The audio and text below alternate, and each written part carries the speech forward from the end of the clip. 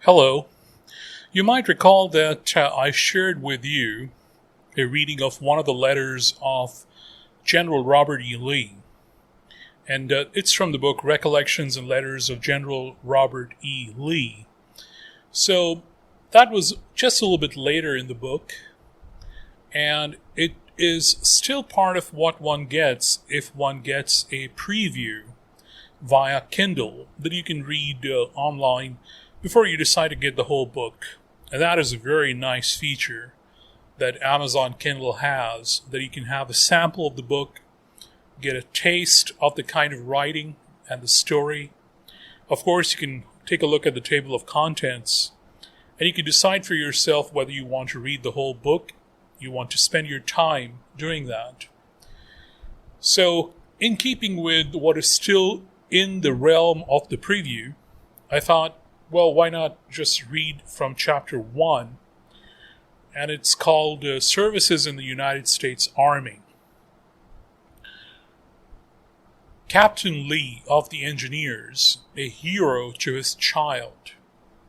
The family pets, home from the Mexican War, 3 years in Baltimore, superintendent of the West Point Military Academy, lieutenant colonel of 2nd Cavalry, suppresses John Brown raid at Harper's Ferry, commands the Department of Taxes.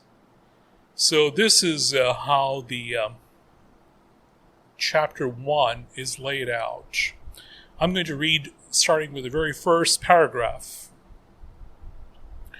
The first vivid recollection I have of my father is his arrival at Arlington after his return from the Mexican War. I can remember some events of which he seemed a part when we lived at Fort Hamilton, New York, about 1846, but they're more like dreams, very indistinct and disconnected.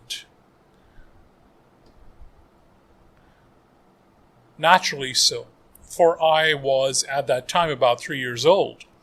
But the day of his return to Arlington, after an absence of more than 2 years, I've always remembered. I had a frock or blouse of some light wash material, probably cotton, a blue ground dotted over with white diamond figures.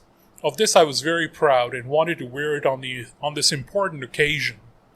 Eliza, my mammy, objecting, we had a contest and I won.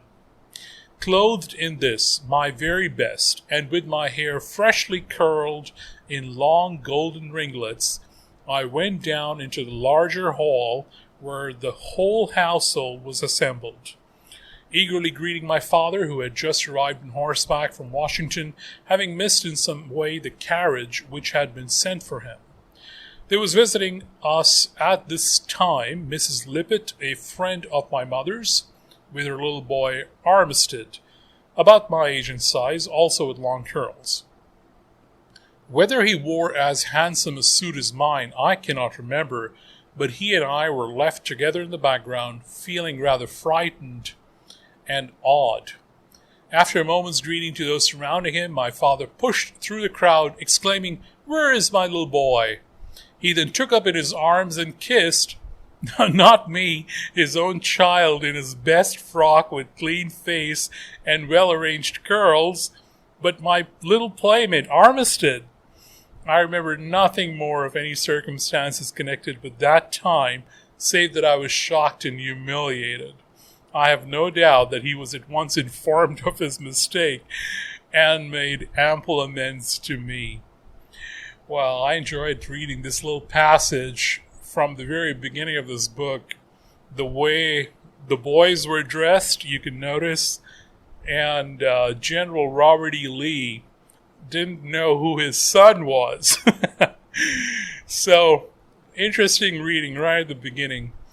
I think, you should get this book because you see the humanity of what people only know from a statue. And you get to see that these are humans.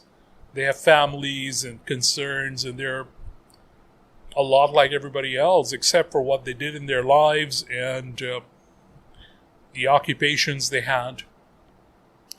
So this is all I'm going to read from this book, and I hope you enjoyed this little sample, which is just over 5 minutes.